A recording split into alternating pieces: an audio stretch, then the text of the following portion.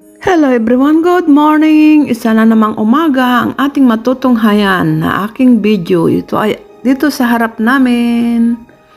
Yan, kitang-kita yung mga eroplano. Yun o, Cebu Pacific yun.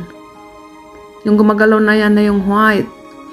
Yellow yung buntot nun. Di gaanong clear kasi foggy.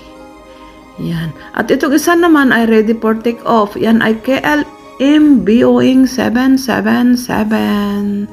Pero nauna yung Cebu Pacific, yun o, paalis na siya, nasa runway. Araw-araw, iba-ibang airlines ang aking nakikita dito sa harap namin. Kasi airport. Dito ako sa Tongchong. Dito ako sa Coastal Skyline, La Rosa. La Rosa B. Yan ang B. Paalis na siya. Ready for take off na yung Boeing 777 na KLM Airlines. Have a safe flight. Yan na, paalis na siya. Nakakaaliw silang panoorin. May mga paalis na aeroplano, may padating, parang ang sarap umuwi. Yan, lalo ka tuloy ma-homesick. Yan na siya, paalis na yung airlines. At dito sa baba naman ay dagat. Yan, may boats na padating naman, papunta sa terminal ng ferry. Kasi sa harap namin ay ferry din terminal.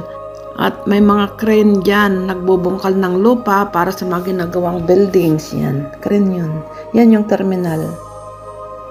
Yan na siya sa tapat ng floating crane. Dalawa yan na magkatabi na crane. Nagbubungkal yan ng buhangin, dadalhin sa gilid o kaya saang parte ng ano dito na gumagawa sila ng mga buildings.